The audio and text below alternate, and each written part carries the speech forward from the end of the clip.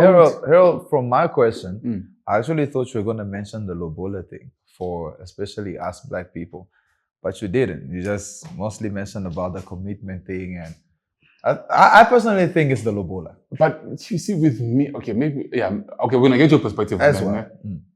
I don't think I'm going to charge Lobola, me, personally. Okay.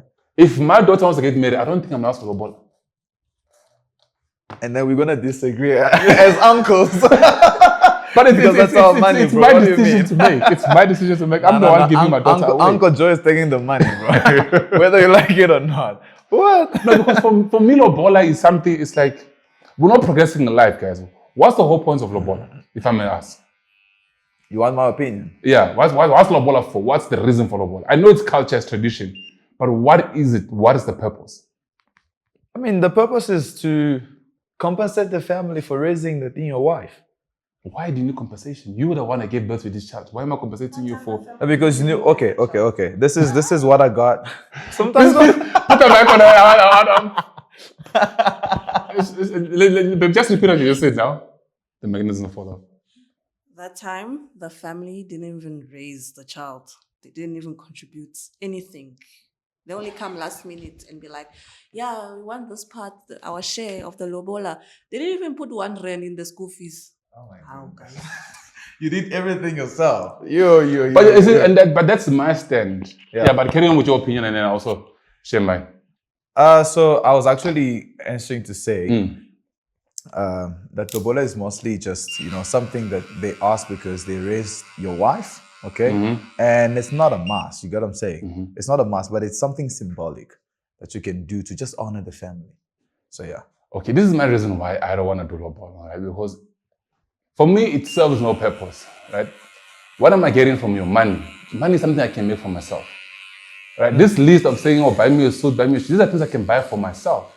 Why should I expect the man who wants to marry my daughter to do that for me or his family to do that for me? It doesn't make sense to me.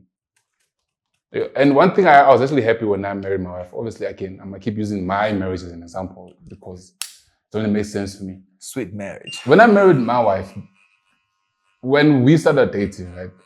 Both of us wanted to move in together prior to us getting married. So we spoke to our parents and her dad was like, no, just give a token, right? To the family to show that she's serious and you're not gonna be ZT, you're not gonna play with her. Chow and leave. You're not just gonna be chowing and leaving, and hitting all night and not marrying it. So I was like, okay, sharp. So I went and I gave my token, right? And then the father was like, okay, cool, now you guys have my blessing, she can move in with you. So she moved in with me. And then during the Lobola, the whole Lobola ceremony, the father was like, look, I am not selling my daughter to you. I'm only doing this for the sake of culture. Now, me, I was not born in the way of culture. We did not practice any cultural traditions in our household. So why, when I'm giving my daughter children, now suddenly bring in the culture and I say, now I'm charging this amount of money for Lobola? Doesn't make sense to me. I was never brought up in the cultural tradition. So it just doesn't add up. It sounds like you were brought up in a white family, bro. I mean, both our parents are not truly African.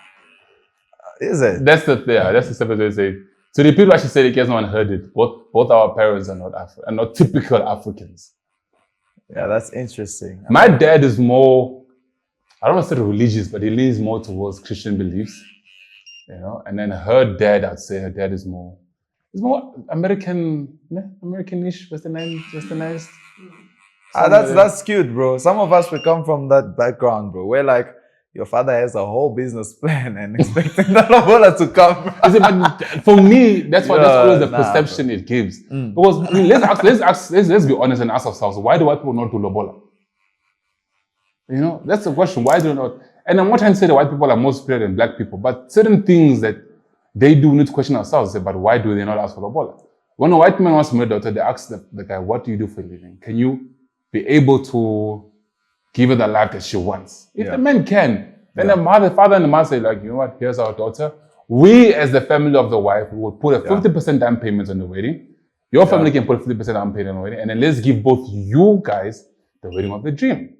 But our African culture, the man must pay for the Lobola, the man must buy the father and the mother chitenges and suits, and then the man must still pay for the wedding on top of the bridal price. And then if he meets a good family, like me, I was privileged enough to meet the father was like, no, you know what? I'll also help you guys with the wedding. He helped with the wedding. I didn't have to pay everything for myself.